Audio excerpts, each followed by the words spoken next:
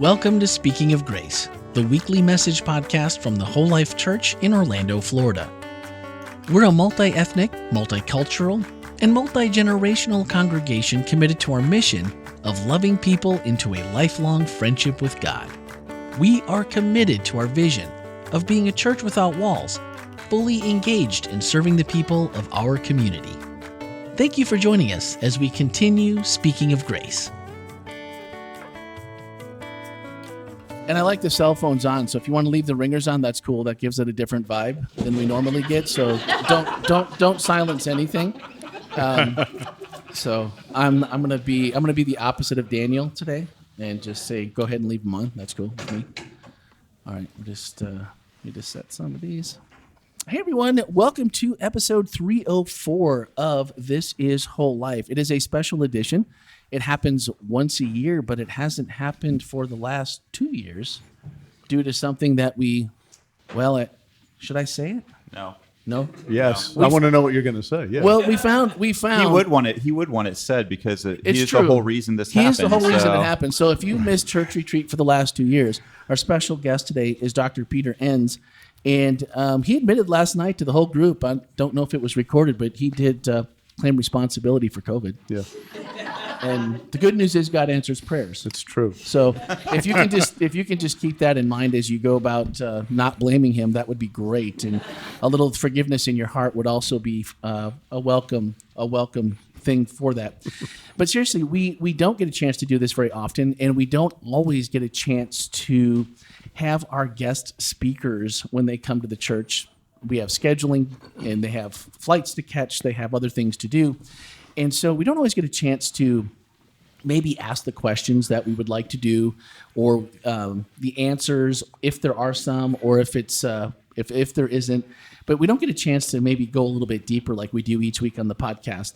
And so this is a treat for us. And I've already really enjoyed the time that we've gotten to spend listening to Peter. And it seems that what you've talked about is probably the thing that I would say every Christian struggles with on a regular basis.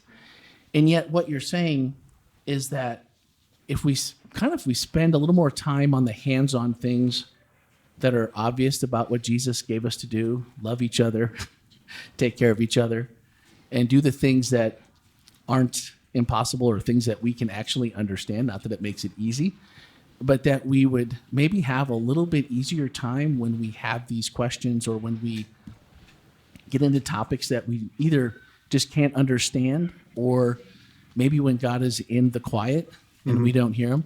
And why doesn't it make it easier though?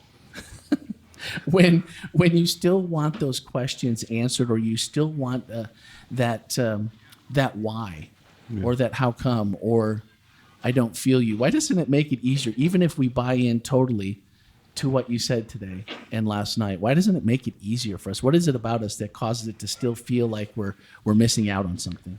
Yeah, I mean, that's a good couple of questions sort of folded in there. And I think it's because we're so used to, we've been taught that what it means to have faith means some sense of unquestioned presence of God on a fairly regular basis, right? If you just have your devotions in the morning, the Spirit magically shows up and gives you all the right answers, and you go off with your day and everything's fine, which is a very, I'm going to say a privileged point of view, because there are people in the world who don't have that luxury at all. Right. So, how do they commune with God when they don't have their morning devotions? Because they don't have Bibles and they don't have coffee mugs. How do you do that? I like coffee. I don't know how they do it. But so I think that's part of it, because I think we're all in the West largely, this is a blanket statement, but I'll stand by it. I think we're largely programmed for a certain kind of way of communing with God, which tends to be very intellectualized. Even if the arguments aren't good ones, it's still an intellectualized kind of faith, right? And that's one reason. And I think we're not really programmed to be more whole-bodied kinds of Christians who are. Well, let me put it this way: I belong to a liturgically oriented communion, the Episcopal Church. I haven't joined because I'm done with church membership personally. And when I join a church, what always happens, I either go in all whole hog and I become a horrible person to live with, or I always look for problems then that I can fight against. And that's my personality. So I've been going to an Episcopal church for 12 years and being very active. It's a beautiful communion. The thing about liturgy, okay, all churches have liturgies, but they're different kinds of liturgies, right?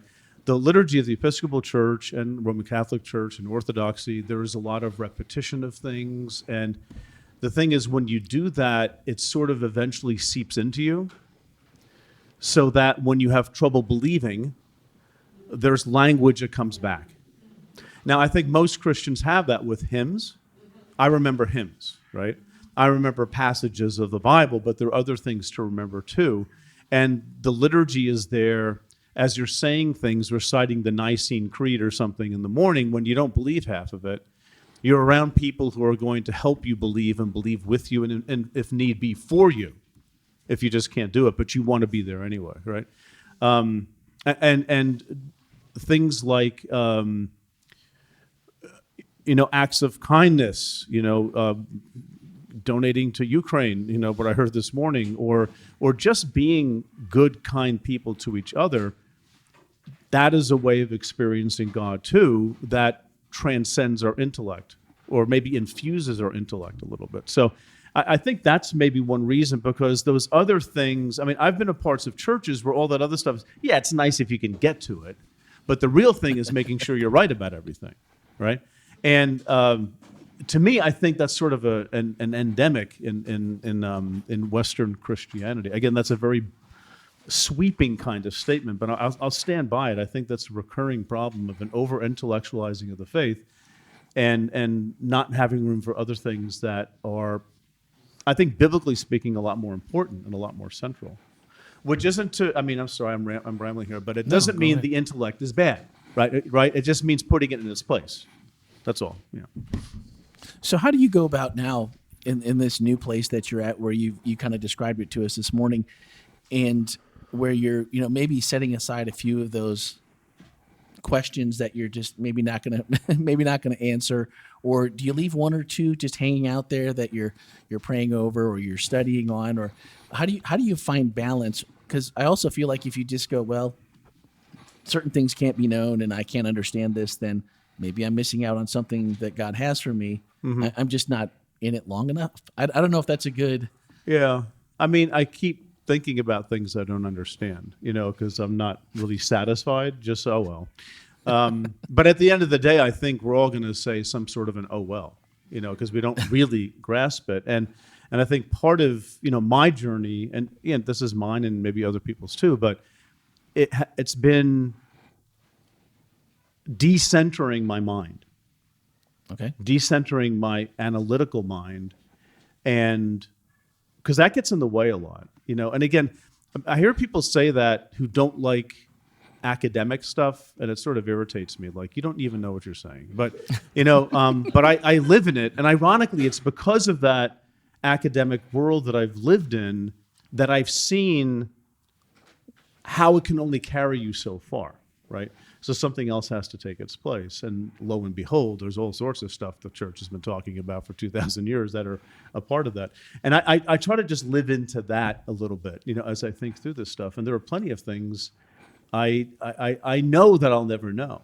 Yeah. But it's okay, because I get to try to think about them and figure them out as best as I can. And when I've done that, I have to say to myself, okay, that's not a bad placeholder for now, right? Yeah, sure. And I'm sort of counting on God understanding that I'm just doing the best that I can with my very limited context as one, a white male living in Philadelphia. I don't think the secrets of the universe are open to me, So I want to be who I am and just respect who I am, but also respect my limitations and just keep walking forward, but without a sense of pressure, Yeah. Because if you believe that the Spirit of God is in and around you, And I believe the Spirit of God is in everybody and everything. I think there isn't a corner of creation that's sort of separate from the presence of God. It's all good. It's all good. It's going to be fine. Doesn't mean I can think what I want to. I can say all sorts of stupid things. I need to be corrected. I need to be convicted about things. But the journey is fine. It's what we're on. It's what I'm on, and I'm perfectly happy with that. Hey, Jeff, you had something? Well, I was just thinking. Oh no, the therapist. How am I doing, Jeff? Well, it feels a little. It feels, Pete, like what you're saying. Tell us about your dad, Pete. How's that? We'll get to that, yeah.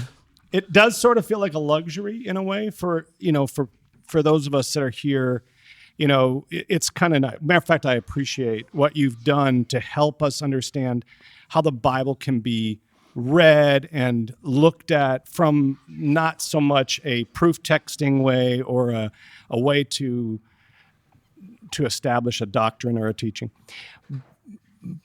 I think we get a chance to do that, but for the parents that are here, we still have to tell our children, you're going to church this morning. Right. And the child goes, why? Because I said so. And That's a great one. And that's where it goes. And so how do we... Been there. Yeah. How do we as parents, and I'm past it, so like I said, I get this luxury of, but how do we as parents take this aspect of doubt and the child's crying out for some kind of clarity? How do we work that through in our children? I mean, I ponder that question because I'm not sure. I don't think I did it well myself. And my daughter, Liz, who has 2 children, they're 4 and 2, she's determined to think of a different way of doing it rather than, she heard her whole life in churches just praying God will take care of you, nothing bad will happen. Yeah. Well, she figured out by the time she was 6, that doesn't happen. People are dying all over the place, God loves you. And then she reads stories about the Egyptian army drowning in the Red Sea. And she asked me once, she said, aren't they God's children too? I'm like, don't talk to me. I don't have time for that. But it's true. And I think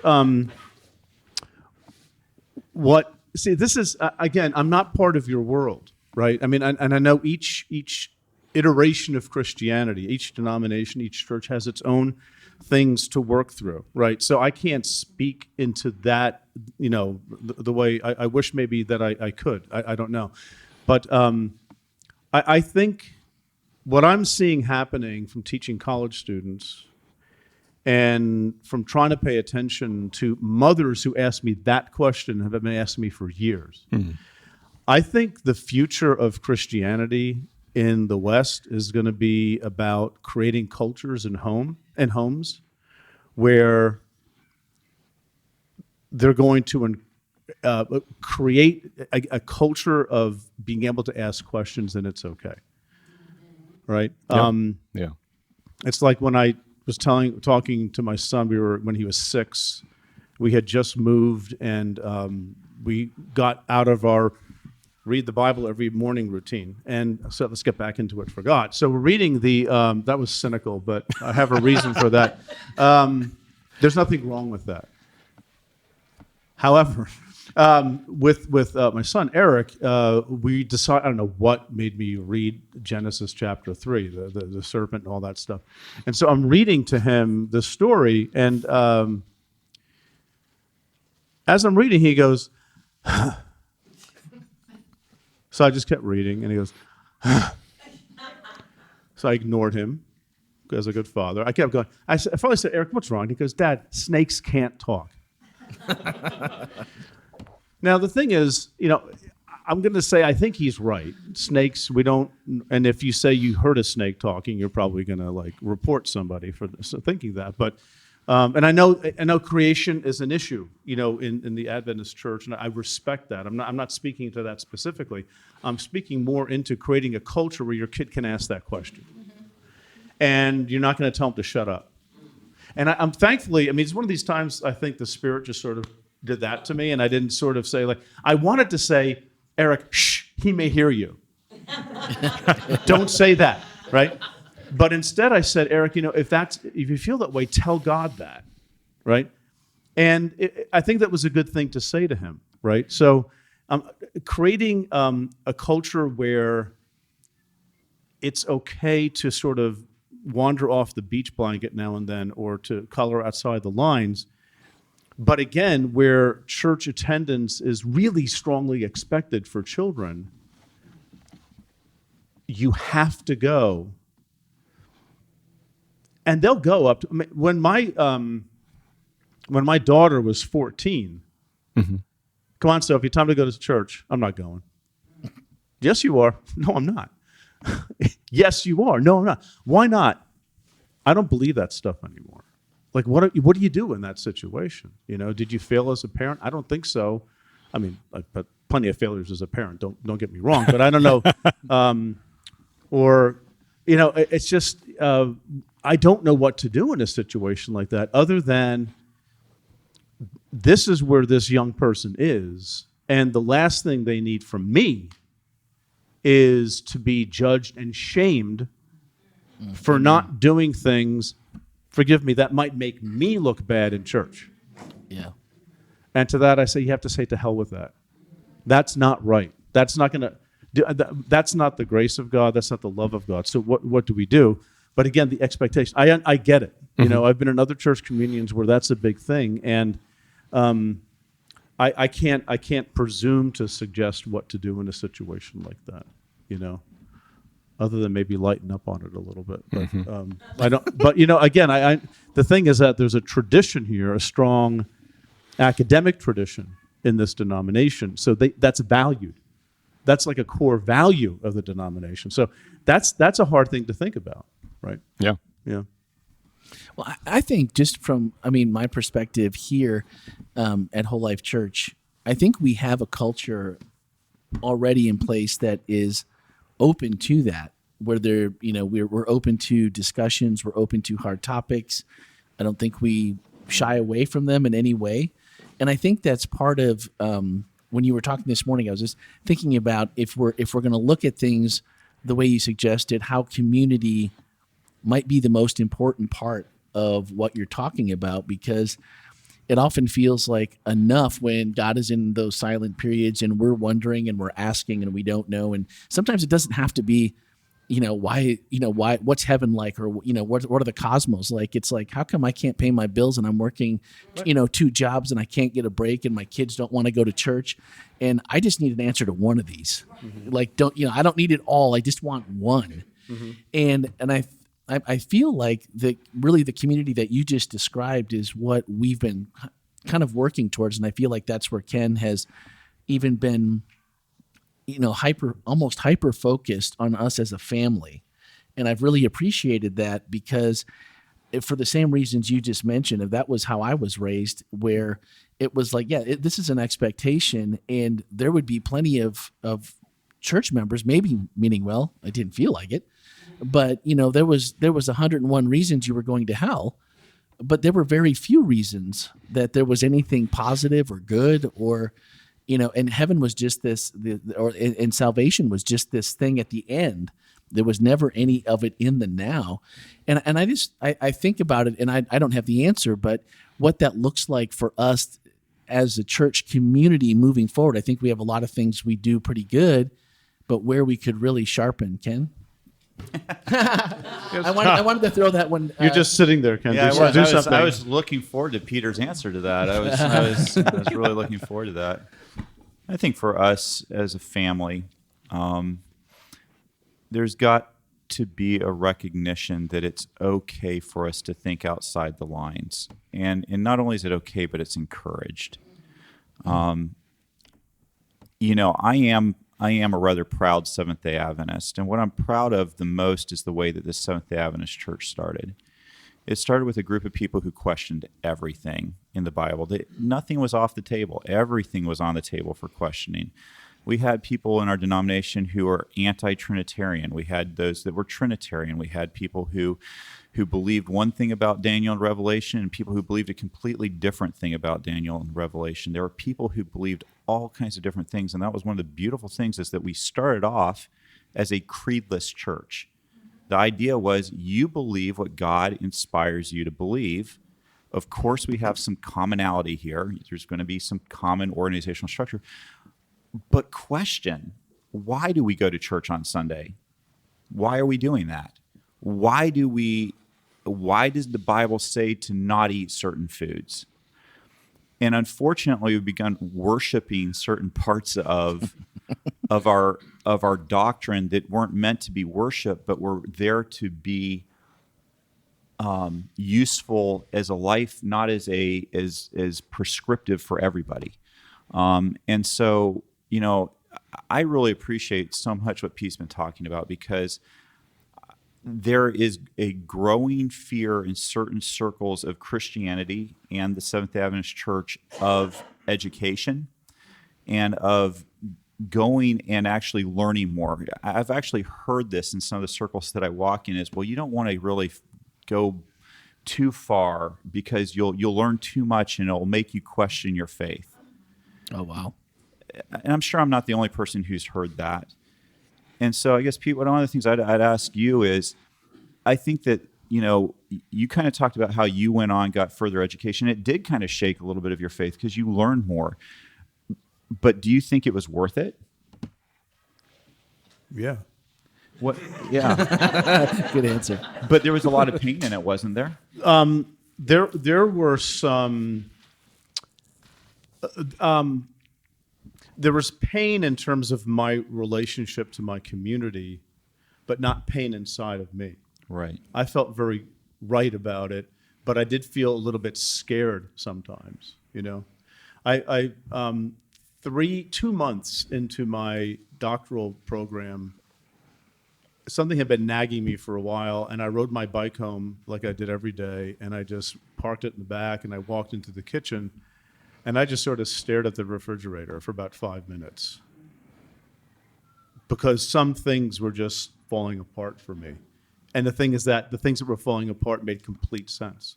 I understood how the pieces were coming together. And, you pick up on some of these things, like the bolt of the tumblers were just coming together. And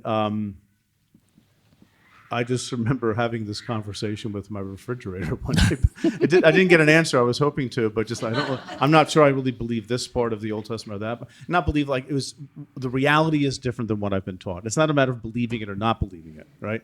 It's a matter of, was Abraham necessarily a person, or was he a representative of something that Israel used to tell a story? There are different opinions on that. I'm just saying the fact that it's a question, right?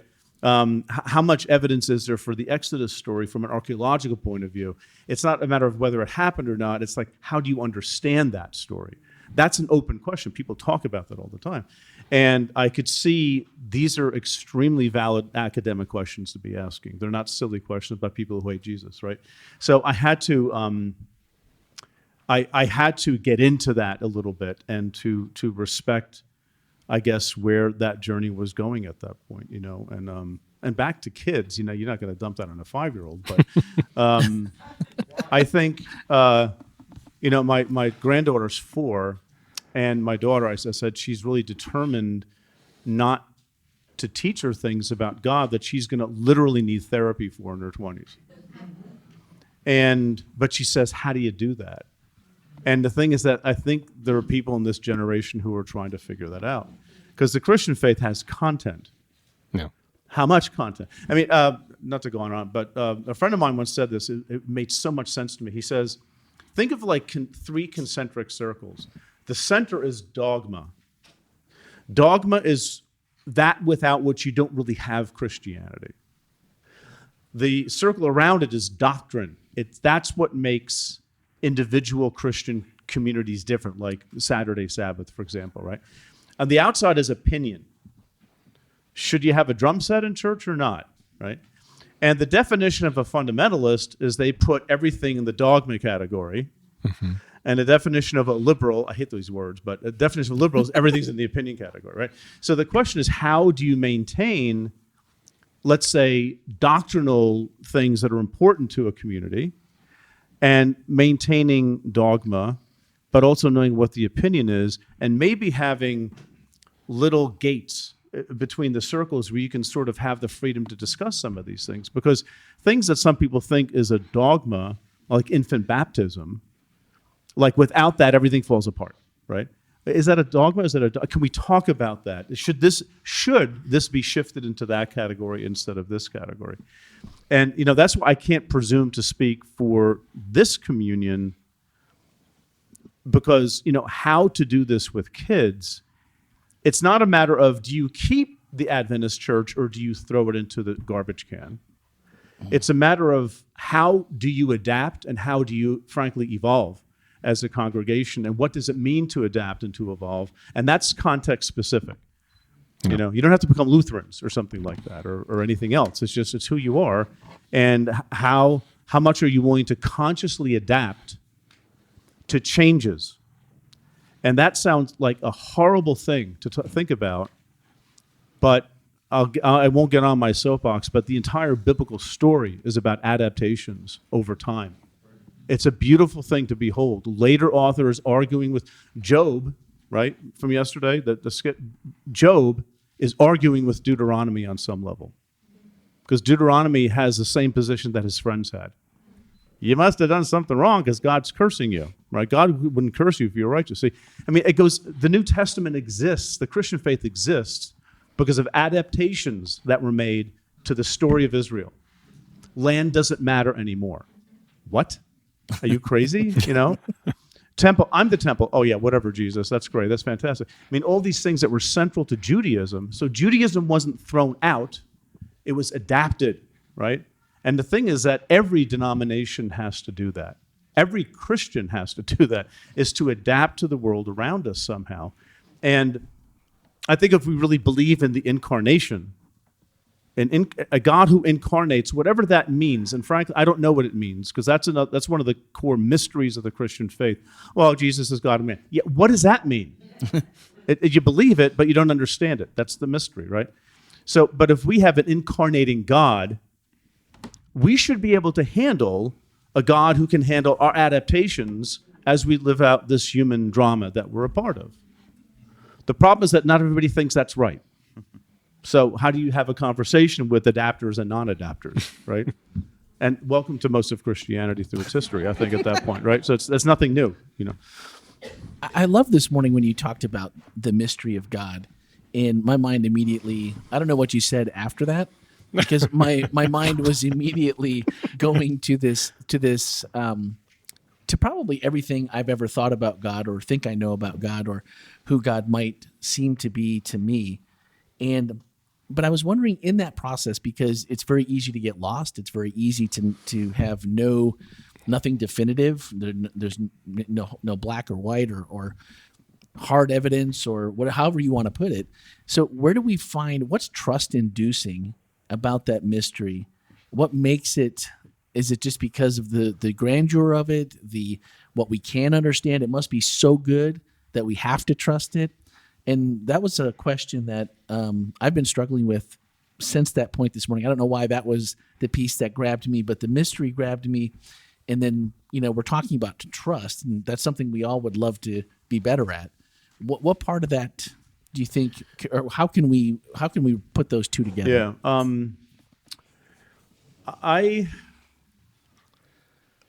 Let me answer it this way. Coming back to what you just said. A question I get a lot from pastors is fairly conservative pastors who say, Pete, I read your stuff and I've listened to the podcast and I'm reading some other people and I get it. The Bible is not what I thought it was, and the Bible's not my foundation, and I get it, but I need a foundation. And my answer is always, you don't get to have one. Not yet. You haven't earned the right. You can't fill that vacuum like that. Like, okay, I got the mystery thing, but I still want something to hold on to. Maybe that's that Mother Teresa story, that you have to learn to not want that. And then part of, I think, the task of doing theology, and we're all doing theology, folks. Every one of us is doing theology on some level, right? the task of theology, and I think the task of the Christian life, is to walk along that so that those questions might be more answerable in a year or in 5 years, and along the way you're trying to trust God that I used to have this set of answers, they don't work. You got to give me another set of answers real quick because I can't. No, that's the whole problem, is that you have to have these set of answers. Some answers are great. It's the needing to have them. It's almost a neurotic anxiety of being without an anchor as we define anchor. What if God is the anchor? Yeah. Not our understanding of God, right? And that's why, I think when I wrote about this in The Sin of Certainty, but when you feel abandoned by God, you might actually being abandoned by the God that you created. And who doesn't do that? Ouch. And maybe that's God's move. Say, we need to stop. And thank God, right, for those moments and those times. And I don't say that lightly because, especially if there's nothing worse than a parent going through some sort of a crisis and they've got kids. Mm-hmm. Like, I don't know what to do anymore. I don't know what to tell them, right? And that is very, very hard. But I got my own problems. I can't solve your problems too. You're going to have to, work through that. And I'm being a little facetious here, but I think that is part of the journey of faith. And here's the thing that I found to be, and this has helped me a lot. Somebody said this to me years ago. Working it out, trying to work it out, is theology. Think about that. Theology isn't, okay, now I have it all worked out. Here's how the pieces fit together. I will now go on with living. No, it's actually the act of living and being confused and seeking some sort of clarity, right? Clarity is not a bad thing. I'm not poo-pooing that. Just sometimes you don't have it, right? Yeah. You don't always have certainty, but you can have conviction. And you can hold that warmly with humility and with love for others, and not as a sword to lop somebody else's head off that you disagree with. I think it's actually without the struggles, I don't think we learn how to love properly. Because I've been much more patient with people in my life because of my own journey of faith, and I think that's a good thing for me to have learned. So, yeah, what do you replace it with? It's something that you don't even imagine at this point. That's what it's going to be replaced with. But in the meantime, you might not have the answers that maybe other people are expecting you to give, which is hard. Yeah. If you're part of a communion, or if you're getting paid to talk about this stuff, right? We're teaching in schools and things like that. It doesn't work very well. I thought he was going to have a lot more answers than he did. Yeah. So, I mean, we've kind of, taken the floor here. And so anyone have any questions? Anyone have any comments? Please step up and let us hear them. Far too many eager people to get up here. That just bothers me. So, I actually wanted to put you on the spot a little bit about something that's already been talked about. Okay. Because I have my 14 and 15-year-old right there. Okay. And they are looking at me like they're going to kill me afterwards. Okay. And they probably will. Yeah. And they might try. But the thing is, actually, and I would have loved for my 15-year-old to actually ask the question, but I don't think she's going to have the fortitude to come up. So. Yeah, but you do, apparently. And you're not embarrassing them at all, which is great. Okay. So somebody has to. But this is the thing. We've been talking, by the way, for the last couple of years, whenever we have a trip that's more than an hour long, we've been listening to you guys on the podcast. Thank you. Yeah. And she's been reading the Bible, with this plan for a year and a half, like there are many of them out there. And she's in the book of Judges. And of course, we've had so many questions. Exactly, yes. And the most recent one is Samson. Mm-hmm. Now, of course, we've always grown up and we've taught them that the Bible is a little more special than maybe, I don't know, some other book. And it's got something more for us than some other book. And it's and we believe, I guess, by faith that God has been involved in it. Mm-hmm. So we give it more value, if you will. But now with all these Old Testament stories, I'll be honest, I wish she would have started with just the New Testament, but no, she went for the good stuff. And now, I guess I'm coming back to, and a little more specifically, if it's at all, of course, don't tell me that you're not going to give me clarity, but how do we address as parents with your view of how to read and interpret the Bible, if you will, when our kiddos are actually wanting to read. Right. And, and they say, did God really inspire this? This says here that, God is the one that did all this through Samson and, and he killed all these. You get that. So. Oh, yeah. I mean, to me, that's actually probably the most common question I get from college students, because of how they were raised. And the thing that I learned, I'm not sure if the person's here today, but somebody at the coffee, the Joe and Bible thing, Nathan, whatever you did, what is that called again? Yeah, that thing. Jesus in a cup of Anyway, Joe. somebody mentioned Judaism and Jewish approaches to Scripture, which is extremely valuable. Two of my professors, my two closest professors, were both Jewish. Boy, was that interesting, getting run through the ringer and all my Protestant assumptions. But the thing about Judaism is that you're allowed to debate the text.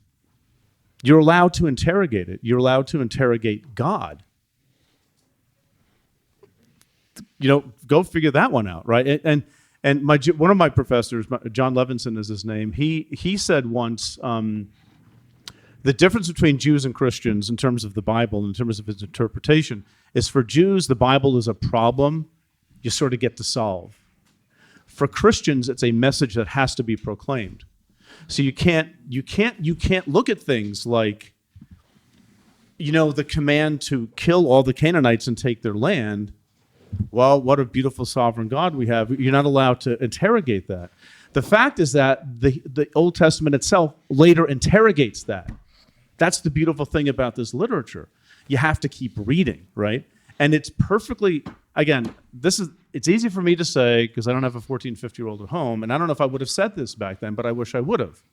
It's okay to say, it's okay to say, I don't get this at all. This is, kill everybody and take their land, because if you don't, you might worship their gods, and I only want you to worship me. And as one of my students said once, it seems like God's really into himself.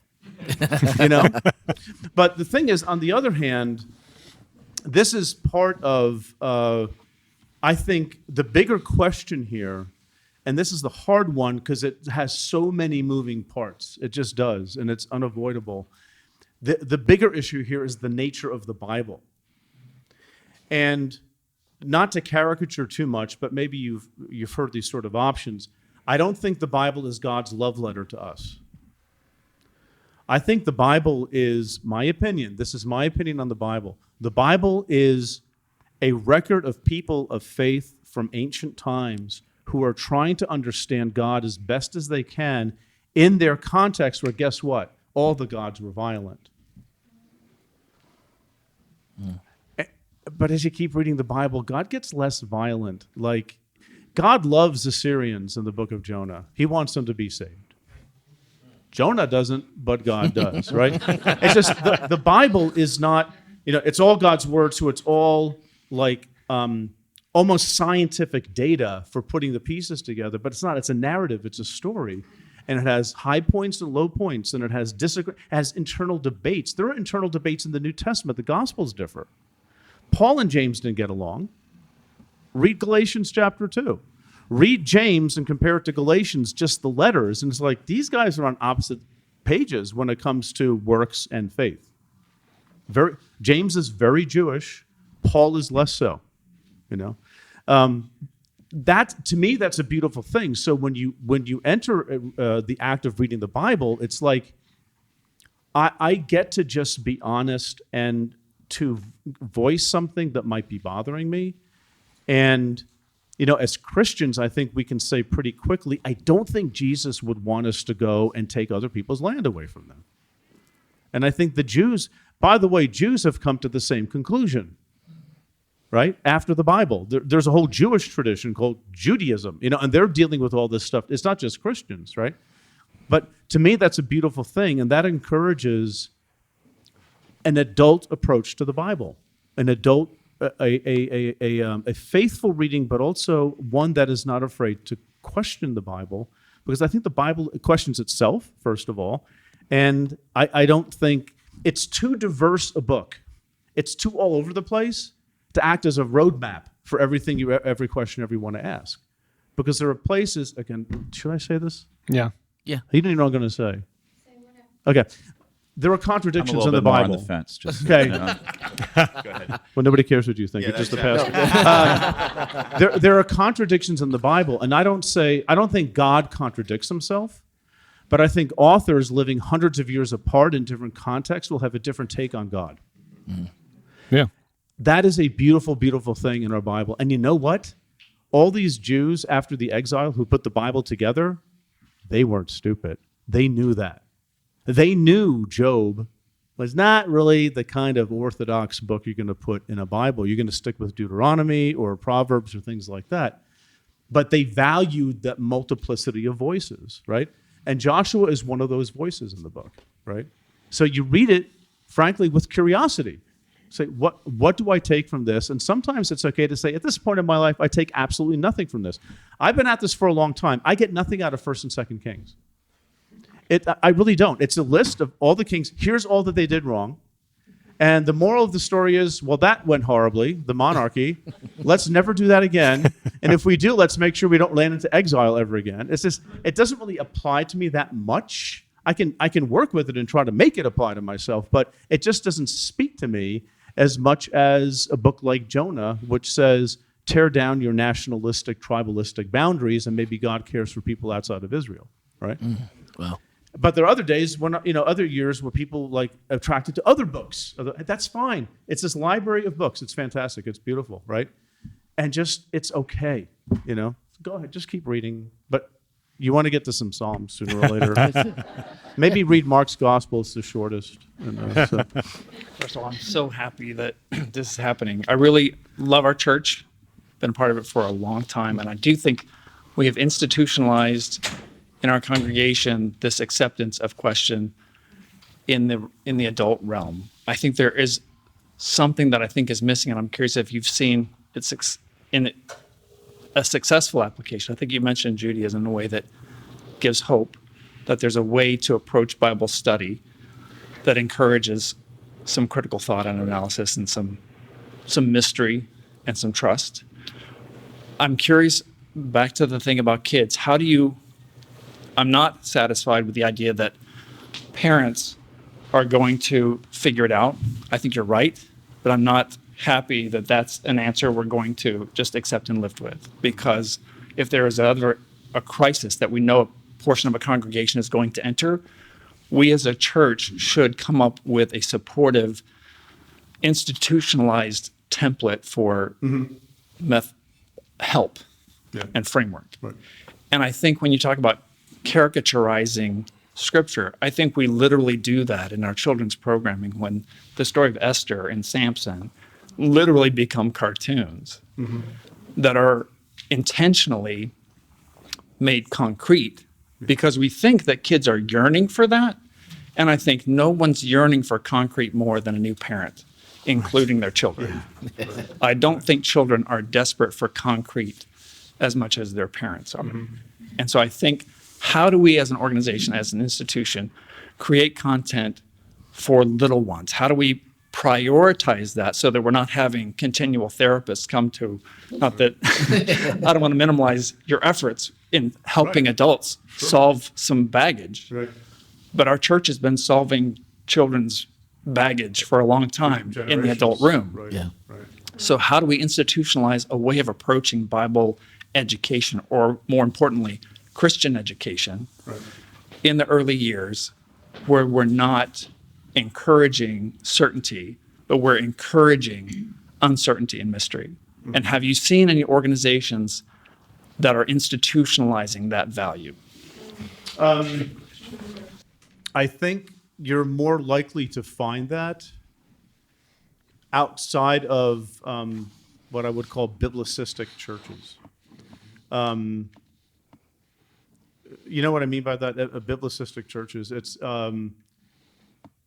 in America at least, many churches were founded. I mean, there's, so-and-so Bible church, at least we have up in the Northeast, right? So, because we stand on the Bible and the Bible alone, so it's biblicistic, meaning this is essentially our rule book. I mean, Adventists seem to have that kind of a history, right? So that's a biblicistic church, and that's Baptists, that's, certain kinds of Presbyterians, it's certain kinds of Methodists, whatever, at least in their history. Nazarenes, I was part of the Nazarene church for a few years back. So I think biblicistic churches will have a more difficult time with that. I think churches that predate evangelicalism, Episcopal, Catholic in a lot of respects, Orthodox churches, Lutheran, older kinds of Methodists and their other denominations, they don't have as much of a problem with this because it's not part of the denominational DNA to be, quote, biblical. Ever hear of the Wesleyan quadrilateral? Okay, anybody just a few people. Yeah, I love that. It's, our knowledge, our theological knowledge is based on an interplay between Scripture, our reason, our tradition, and our experience. Boy, that makes a lot of sense, The Episcopalians have a three-legged stool. It's Scripture, experience, and tradition. Scripture, reason, and tradition. I think they leave experience out, but all those three things are experiences anyway. So, those are non-biblicistic ways of thinking theologically, and that's passed on. I know in the Episcopal Church, I wandered in there once years ago when my mother was my mother. That was a Freudian slip. My wife. Hi, Mother. Can we? This is being edited, right? Okay. Yeah, absolutely. I don't think Sue will listen to this anyway. But where she was helping out. And, I've been in plenty of Sunday school classes in my life with kids, just picking them up and things. I never taught kids Sunday school. Never would I teach children Sunday school. Hardest thing I ever did was write a curriculum for little kids. You haven't lived until you've explained a Pharisee to a 6-year-old. But I mean explained a Pharisee, not the caricature they hated Jesus, but just what is a Pharisee and why should we care? Anyway, so we're in there, and I'm expecting like normal Sunday school stuff. Here you cut this thing out, you color that, whatever. And what I see is two things. I see on the wall, it probably is almost as long as this wall here, butcher paper, those big butcher paper things. And on it is a timeline of history. And guess what the first thing is on that timeline? It's not Adam and Eve. It's the Big Bang. And they got like cosmological stuff.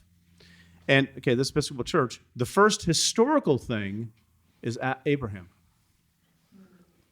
Because they're taught that these stories at the beginning, they're metaphorical. You can say mythical if you want to, but that doesn't help a lot of people. They're highly symbolic, metaphorical stories, right? But then it goes, then it takes sort of the timeline and traces it to now. And I thought that was, okay, that's interesting. You're not setting them up for needing that therapy later on when they go to high school and they learn some biology or something. But the second thing is that what they were learning was the liturgy of the church. They're being prepared to enter a worshiping community, not prepared to being Bible experts or apologists. As opposed to, again, am I stepping on toes? I really don't want to, but it's illustrative. Ken Ham, you guys know who Ken Ham is? He doesn't like me at all. That's okay. But I've talked with some of the young kids that are part of that world, and we call them Hamites, But these are beautiful young kids who have all the answers memorized. That's what it means to be a Christian. You have all the answers. You have certainty. And I remember I was at a conference once, long story, but I was talking to a bunch of them at a book table for like an hour. And 5 years later, one of them actually found me and emailed me and said, I've left that whole movement. I just want to thank you for giving me the freedom to think outside of that, right? But that's very unusual, And I think the way to do what you're asking here, again, that's very context specific, in my opinion. And you're not doing it, though, alone. You're doing it as part of a denomination, which I think I'm sensing you're saying is part of the problem. And I don't say that in a demeaning way. It's just, it's an old denomination, right? So what do you do? I'm not touching that with a 10-foot pole. I mean, I don't know what to do. You can keep doing quietly within, but even if you do something, there are going to be people within here who aren't going to like it. Part of this communion, right? So what do you do? I mean, it's easier to have it handed down from a denominational hierarchy to say, this is what it means to teach children, but you're on the ground doing it and you're sensing a different kind of need. So what do you do? To me, that's one way of encapsulating the whole problem with the organized church. You have those kinds of problems, you know. But I think. Oh, go ahead, Ken. I was going to say, what a good question that is, because I think that particularly within our tribe's DNA is the idea that we kind of program kids with all the right answers. And then we don't understand why when they go to college and they get different answers there, why it rocks their world. You just got to have faith is usually the standard comeback on that. And or the parents didn't do their job. Yeah, the parents didn't teach well enough. The Sabbath school teacher, the elementary school that was that we dumped tons of money into didn't prepare our child. And while we don't recognize that we tied the hands of the elementary school by not allowing them to teach curriculum that differed from our viewpoints and then discouraged thought in different directions. And one of the things that I'm committed to, and I want you to, that I really believe in, is I believe that we shouldn't tell kids that we know the answers. I think that it's okay to say, this is Dad's understanding of this. But if you come to a different opinion, Dad loves you and is glad that you're thinking for yourself. I remember my son Eric was probably about 5 or 6 years old, and he came up and he said, "Dad, I don't know if I believe in God." And I kind of thought I knew what was going on. I thought he was probably just trying to see what kind of reaction I was going to give him. And I said, "Good for you, Eric." And that was not the reaction I think you'd expected. I said, "Good for you." I said, "Tell me why you don't believe in God." And we had a really great conversation about it. He said, "Well, there's this, this, this, and this." And I said, "Okay, well, that's cool. Have you thought about any alternatives to those questions? Or are there any other things there that could go in the opposite direction of there being a God?" "Well, yeah, there's this, this, this, this, and this." I said, "Good for you, Eric. You're on the right road. As long as you've thought it out, I'm behind you." As long as you thought about it. I think a religion that cannot stand... I'm saying, can our organization have that conversation? Right. That's exactly the point. You're having that conversation in your home, But organizationally going to have that conversation where Sabbath school teachers, as your Sabbath school teacher, yes, I think this, but if you want to think differently, let's... And that's what I'm telling you as senior pastor, yes. Sabbath school teachers have my support in saying that. You're soon to be former pastor. Yeah, saying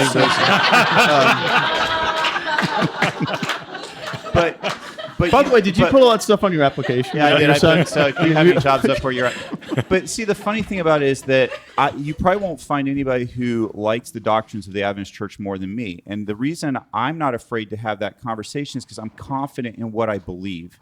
When you're not confident in what you believe, and I challenge anybody who wants to fire me to go ahead and say this, if you're not confident in what you believe, that's when you don't want to have debate about it. That's when we shut down debate. That's when, well, we can't think about this. But if you're confident in what you believe, I believe in God. I wasn't saying, good for you, Eric, don't believe in God. I was saying, I know there's a God, and I know that in my life, you're going to see him show up. Amen. I know in my life, you'll see him show up. And whether it's today, tomorrow, or a year or 10 years from now, whatever, you'll see him show up in my life. And I have confidence in a God that's big enough to come through. And organizationally, what I've discovered is I can't control anything other than what I'm in charge of. And sometimes I can't even control that if there's somebody who's in charge of me.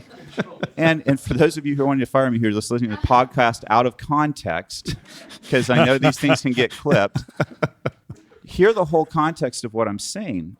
I believe in what the Adventist Church teaches. I'm just not scared to have my kids question it. And neither were the founders of our church, might I add. And so we don't have to be afraid of science. We don't have to be afraid of other denominations. We don't have to be afraid of people within our denomination that believe different things. There are people that I don't really enjoy my kids listening to within our denomination because they have a different slant on things. But if they want to listen to them, go for it. Listen to it, because if my faith isn't strong enough, if what I believe isn't strong enough to test of scrutiny, then what is it? And can we also admit that sometimes good people just have completely different answers, even though they're both incredibly intelligent? I mean, I have some fantastically intelligent atheist friends. They're not dumb. They're not dumb at all. They've thought through, they've come to a different conclusion than I have, and they're still my friend. And why do we get hung up on that? And I know that why we get hung up with our kids, because we want our kids to be in heaven with us. And that's what we want. But if God was willing to go ahead and let his kids have free will, why wouldn't we do the same? I just want to say, maybe tie a little bit. Okay, it may be tied a little bit to a theology that still goes back to I have to believe the right things in order to be there, as opposed to it's God's gift, He's taking care of it, it's ours for free. We still have these little embedded emblems that if I believe the right stuff and I have it all straightened, then I'll get to heaven, which may not have anything. I mean, whether or not I believe what this church teaches is not salvific or not salvific. You know, that salvific is part of the teachings of this church, but there's a bunch that's not. So I think you're absolutely right. well, and I wanted to say that. Thank you, Andy, for that. Because I think you're spot on. Because I know there are a ton of people from my generation that were taught that this is the truth, the whole truth, and nothing but the truth. And if this isn't what you believe, then you may as well leave now. And there's the door, and don't come back. Because we don't have anything for you. Because if this is it was all salvonic, everything. And so to put that on someone who already at a certain age and at a young age is not equipped to deal with the rejection, and oftentimes even coming from parents, and then when your community has no support and thinks the exact same way. And there are a ton of groups. It doesn't have to be just teenagers. This goes to all kinds of people that feel marginalized by the church. And if there's no room for discussion, there's not even room it has to be comfortable. You have to know that it's a safe place, because I'm not going to come and ask you to just have one more person dump on me. Because I've had 50 dump on me already. I'm not going to do it, and then I'm going to leave anyway. So what the other side of it is, you can be rigid and just watch people walk away with no chance to even ask the question on the exit interview, like, what could we have done better? Yeah, there's no chance, and then you have to wait. And that's every time we do a podcast, I feel like I talk to people. My heart goes out to people that are on the outside beltway, that are just waiting for that invitation to come back, because of this very thing where it's my way or the highway. Well, just very briefly, I'm not going to go into a long harangue here, but so I think, Ken, you and Randy, you're offering two alternative versions of the Adventist narrative. We've always been a certain way where we've been able to question things. There are other narratives, and you voiced it at the beginning. You're not agreeing with it, but you voiced at the beginning that, well, this is what we believe, and if you're not going to believe this, you're not an Adventist, right? The question is, which narrative, I hate to put it this way, is going to win? Who's going to have the right to shape the narrative?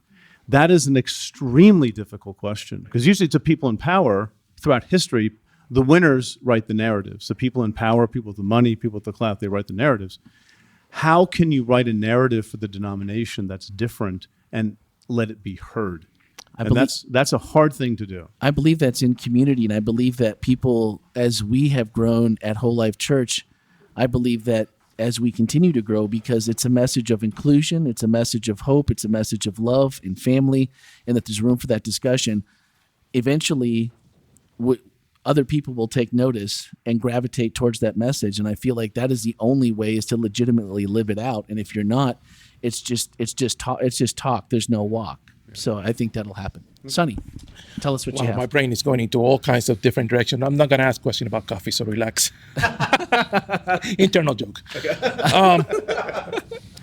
So I was raised in the Seventh-day Adventist Church. I was born into it. My grandfather was a pastor in the Dominican Republic. He's considered a pioneer. I was born into a somewhat conservative family, compulsory worship in the morning and in the evening, that type of stuff. As life goes on, hopefully none of my family members are listening to this. This congregation is probably the only thing that sort of keeps me within the church. I heard your experience about your feelings about denomination, but I've also heard about your love for the Bible, if I understood you correctly. And that's my challenge. I mean, I believe in the man in the portrait there. For those who are not here, there's a picture of Jesus here. Clint Eastwood Jesus, by the way. Just It's a great picture. For those of you who are not able to see this visually, the picture behind us looks like Clint Eastwood with a beard. Well, follow us at WholeLife ORL, and I will post a picture this week. Okay, all right. And no 44 Magnum, I don't think. Yeah. So I believe in Jesus, and I believe that the Bible is the Word. But quite honestly, for me to pick up the book, it requires such an amount of energy. But then there's a side of me that feels that because I am not reading the book, I'm sort of wasting my time because somehow I'm not gathering out the points. I mean, how can you pretend to believe in someone you don't want to read about? Yeah. Right. Much less expect that person to advocate for you. Right. Right. I mean, I believe in grace. Don't get me wrong. Yeah. So I guess the bottom line question is, especially for one who has born into the church or any denomination, because I'm sure I'm not alone, how do you get to really love the Bible, really have an interest, really wanted to believe it, to read it just for the sake of reading, not because somehow you're expecting to earn points or to get something out of it? Good question. Which is, thank you, Sonny, which is how I think that's been caught and taught in churches where you do get brownie points. Did you do your Bible reading today? How much did you do?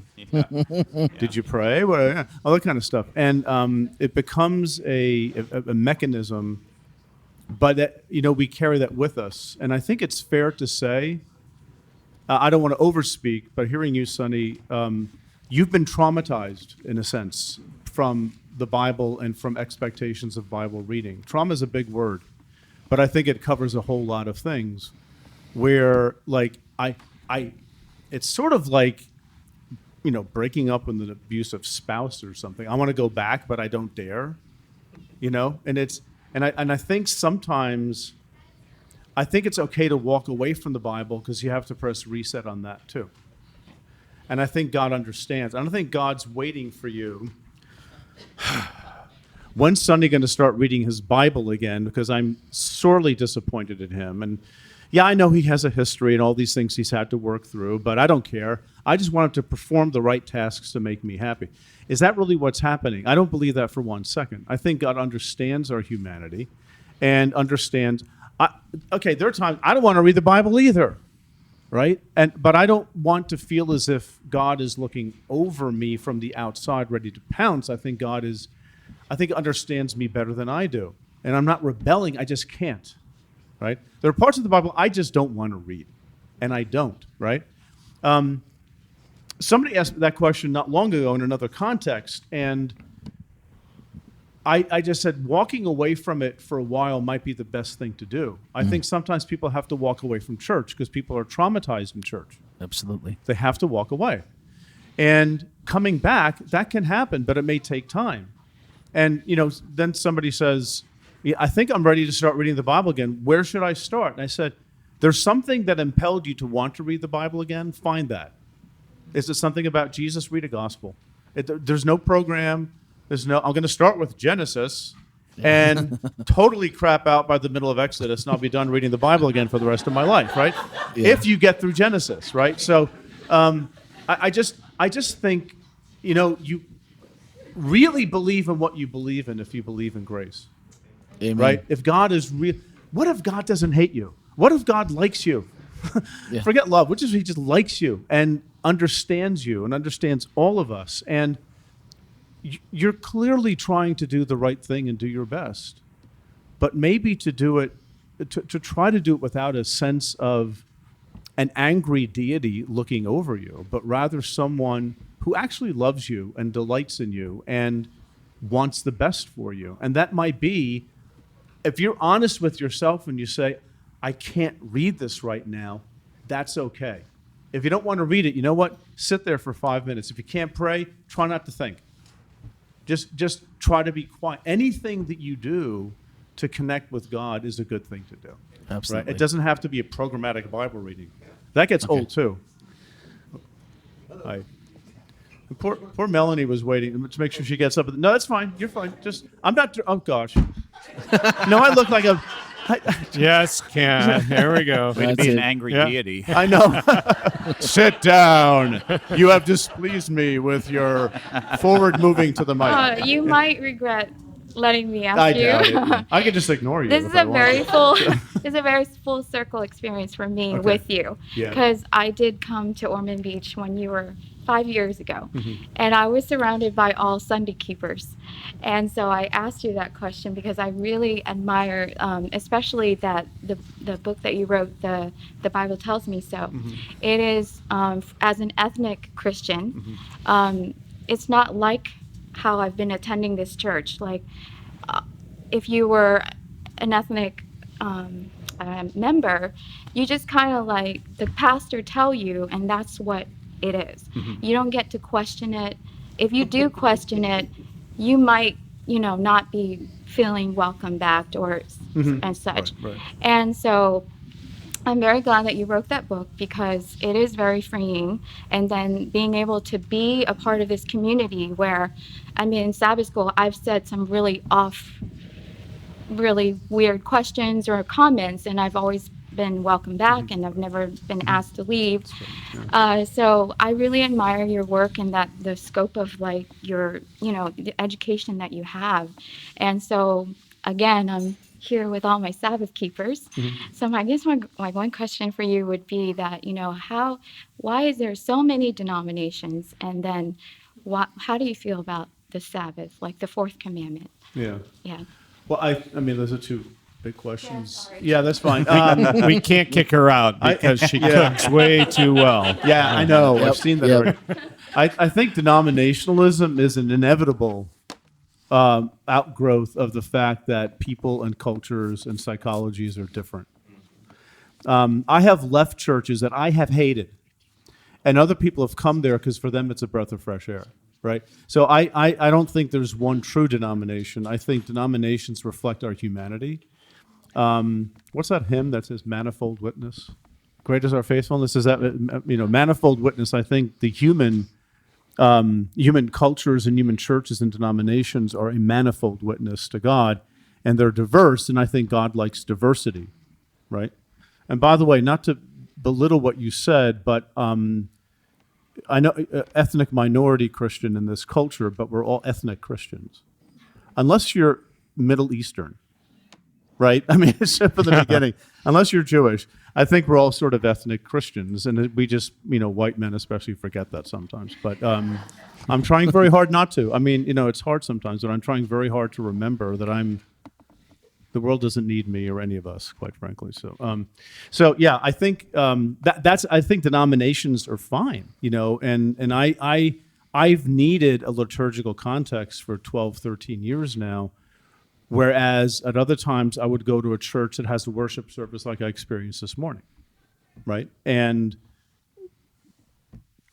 whatever, it's just, we're just people doing our best. So the other thing about the Sabbath, I've really, I don't know, I've had different opinions in my life, and I can't really come down on one thing, but I do think having a day that's different, that you have different kinds of, like I try not to do schoolwork on Sunday. Sometimes I feel I have to, and my more Sabbatarian friends say, no, you don't. You don't have to do that. I'm like, you're probably right, but I also believe in grace. So I'm just going to finish this thing this morning. But I think... to be perfectly honest, I have this thought in my mind here. When I was in graduate school, and there were like 2 Christians in my department. I envied people who didn't have to go to church with kids and spend the whole day. I actually envied them. And I said, one day, I just want to get up on a Sunday morning. I'm sorry, we have the heretical Sabbath. The rest of the Christian church has the heretical Sabbath on Sunday. Relax, people. There was not the laughter I was expecting there. Okay? It doesn't matter to me. Whatever you want to do. But yesterday, I looked at the program for the weekend. It said worship 11:30 Saturday. I was like, what are they talking about? Oh, wait, Adventist. Yeah, that's right. Saturday That's worship. right. I get it. Okay. But I think I've had to unplug from the concept of Sabbath and to try to replug myself back into it. Because it can become an oppressive duty. Maybe it should be a little bit. Maybe it should take some discipline to sort of set your tasks away and to spend Sunday differently. But you cross that line between discipline and the whole guilt and shame thing about trying to keep it. And so, I do believe that God has our best interests in mind and understands who we are as people. So I don't think that, like the story, Danny, that you told this morning about the boy who broke the Sabbath and drowned, right? You're a childhood friend of yours, right? I don't think that happens to you if you, quote, break the Sabbath. I also think, theologically, I'm sort of more with like Calvinists here, which say the Lord's Day rather than the Sabbath, because the Sabbath is a stricter kind of thing that's largely an Old Testament idea. By the way, I'm not anti-Old Testament. It's just, that's why Jews have discussions about, okay, don't work on the Sabbath. What's work? How far can you walk? Can you do this? Can you do that? And I think traditionally Christians maybe have not felt the need to have that kind of a conversation, but the Lord's Day is transferred from Saturday to Sunday. I'm not arguing against Saturday Sabbath. I'm just explaining my position. That's why I come at it a little bit differently, perhaps, that it is a day set aside for worship and maybe just doing different things. But some people say, and for being with your family. Where's that in the Bible? Yeah, I mean, we make things up all the time anyway of how to keep these things, right?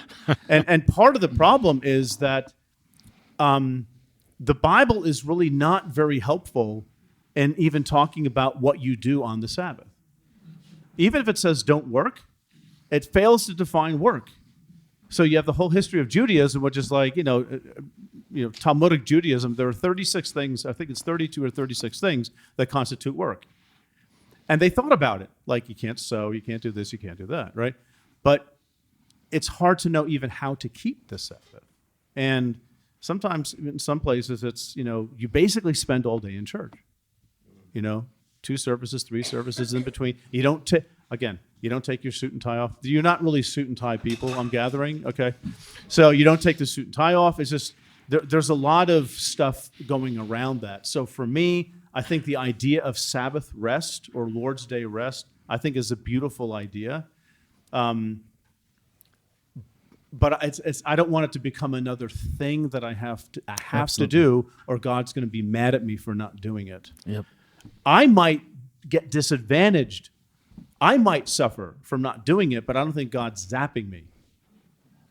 At least I hope not. I'm sort of banking on that idea. Because if I'm wrong, I am in deep trouble. We'll talk to you more later. Yes, I did. All right. We have gone, we've been at this for just over an hour, and I want to make sure that Kim, that we get your comment or your question, and then I just want to be respectful of Pete's time and make sure that we get him out of here. So come on up to the mic. Let's get one more in here. Yeah, thank you for your grace. Just wondering if you could address the issue of wife suffering, which is I know you're suffering. If you could wrap it up in about 2 minutes. Sure. That's like the question, the philosophy question, define God, give 3 examples. All right. In my quick opinion, I think we can't separate the idea of suffering from an evolutionary paradigm for how the world works, cosmically, geologically, and biologically. And I've read nothing, but I've read theologians who really think about stuff like this. and again, this is my opinion. I really want to. You asked, Ken, wherever you shouldn't have asked, but as my answer is that there's something about death and suffering that is sort of the cost of doing business in an evolutionary framework. I don't really understand that, but that seems to be the cost of it.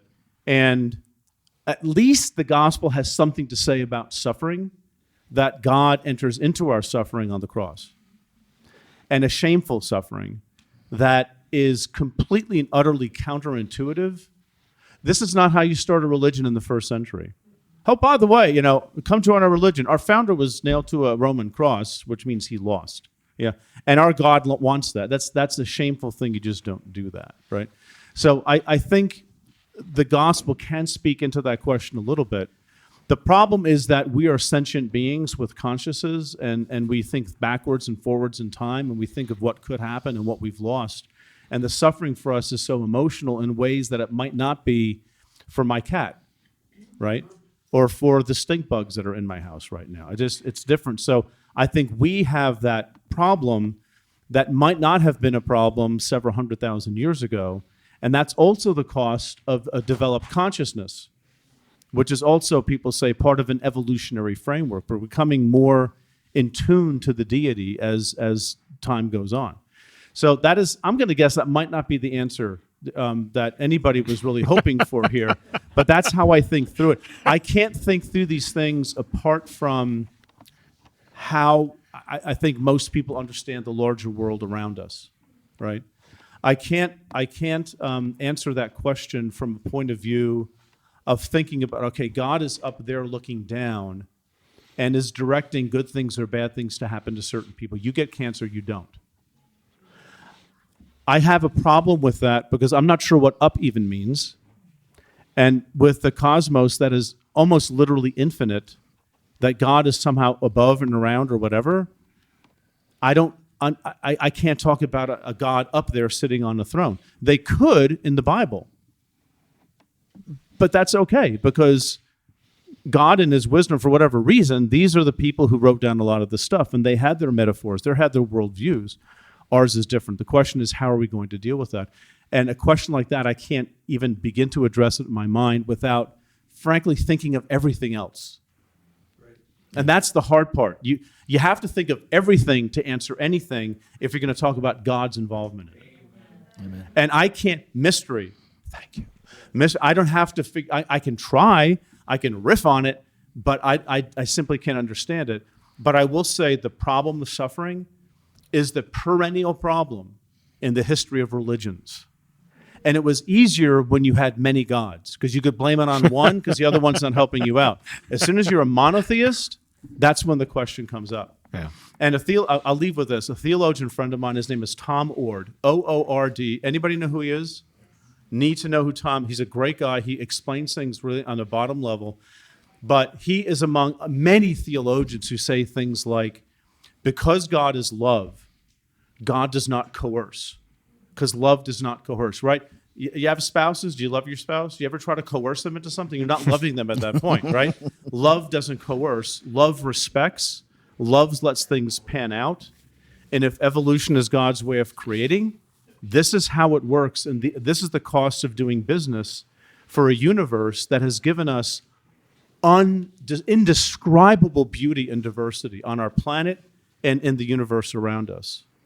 This is the cost of having the kind of universe that we have, but there's something about the gospel that can speak into that, right?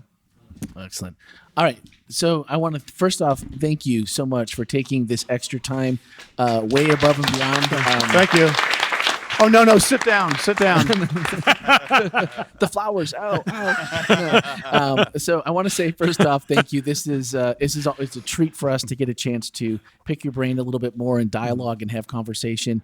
And for everyone that came out, thank you. This is a treat for us. Usually it's just Jeff and Ken and I stuck in a small Walton. Oh, you don't set up here every week? No, So this is a real treat. yeah, it's a real treat. So thank you, everyone. And at home, in the show notes, if you swipe up in today's episodes, I will talk to Pete in just a minute, and we'll get some links for where you can find his books, where you can find his website, where he's on social media, all those things. So swipe up, and we'll have all that information in today's show notes. So thanks again, and thank you all for just showing up and joining us. We had a great time. Thank you so much. Thank you.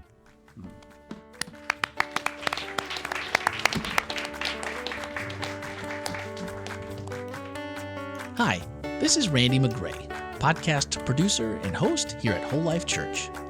Loving people into a lifelong friendship with God is our mission at the WholeLife Church, and our podcasts, Speaking of Grace and its companion, 15 with Andy, Randy, and Jeff, are designed to help facilitate conversations that help us grow together in that pursuit. Now that you've heard the message for this week, don't forget to check out the WholeLife takeaways for this message. Swipe up in today's show notes and join the conversation. Speaking of conversations, each Wednesday morning we take a closer look at the week's message. That's right, the one you just listened to. We discuss practical ways to apply spiritual lessons and ask honest questions about the issues we face as Christians, all focused through the lens of grace. Your voice is a welcomed addition to that conversation. We encourage your thoughts and your questions by sending a voicemail or text to 407-965-1607 or send an email to podcast@wholelife.church. You can find everything podcast related on our website, wholelife.church/podcast. And plan on spending every Tuesday evening and Wednesday morning with us as we bring you the WholeLife Church inspiration you love straight into your headphones. Thanks for listening, and have a great week.